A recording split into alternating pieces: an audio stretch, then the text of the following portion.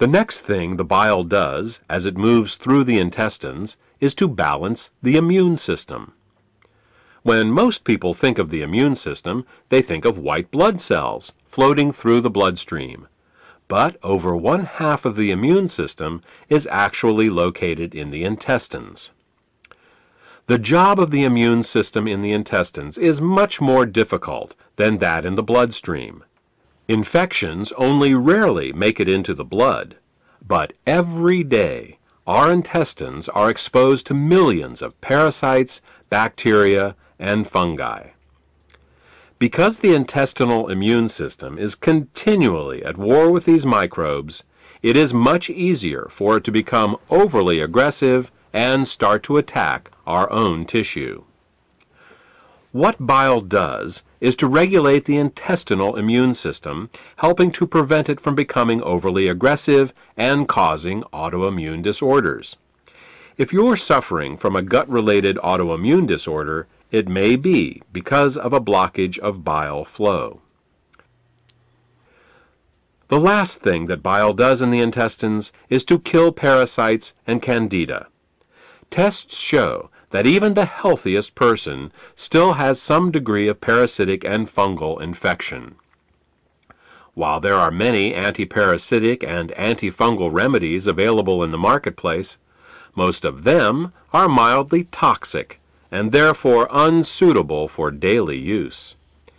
If, however, your bile flow is healthy, then you have a built-in defense against parasites and candida. Well, that about covers what bile does to maintain the health of the intestines, and what happens when bile can't get into the intestines in proper amounts due to the presence of biliary sludge and gallstones. Now, let's turn our attention to what happens when biliary sludge and gallstones cause toxins to back up into the bloodstream. Just as the kidneys remove water-soluble toxins from our bodies, the liver removes fat-soluble toxins from our bodies by putting them into the bile. If the bile gets clogged up due to biliary sludge and/or gallstones, then the fat-soluble toxins can't get out, and they start to build up in the body. One of the first signs that bile is backing up is an increase in cholesterol. This happens because the only way cholesterol can leave the body is through the bile. Impaired bile excretion causes cholesterol levels to rise. It's that simple. In addition to the levels of cholesterol rising, bilirubin levels can also begin to rise. If they get to be bad enough, you can see the whites of a person's eyes, and sometimes their skin, take on a yellow tint. The technical term for this is jaundice.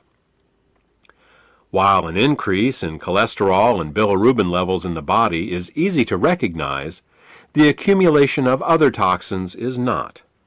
Literally thousands of toxins and chemicals are processed by the liver for removal through the bile each day.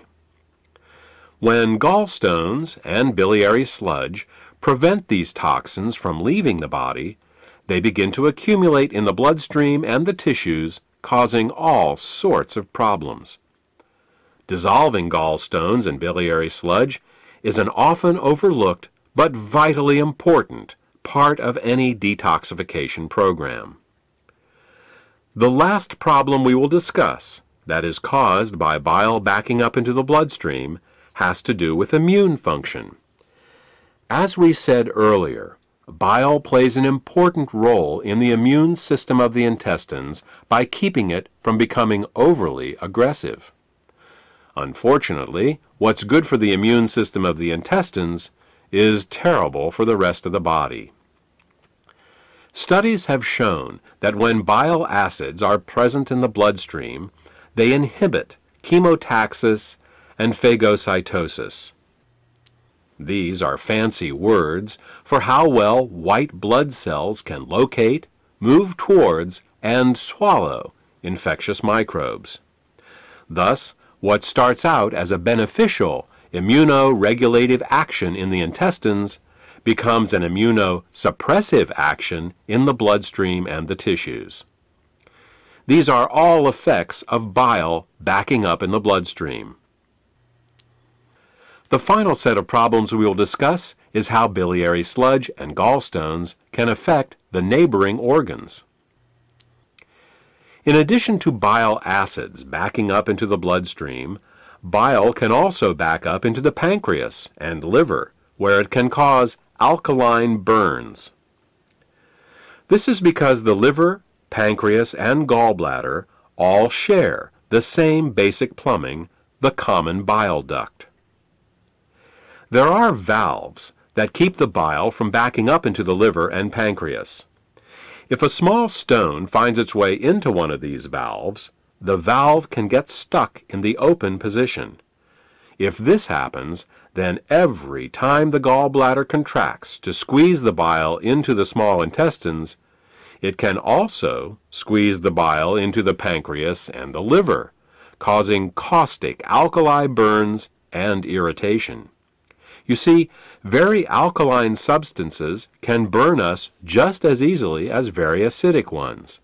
And with a pH of 9.5, bile is very alkaline.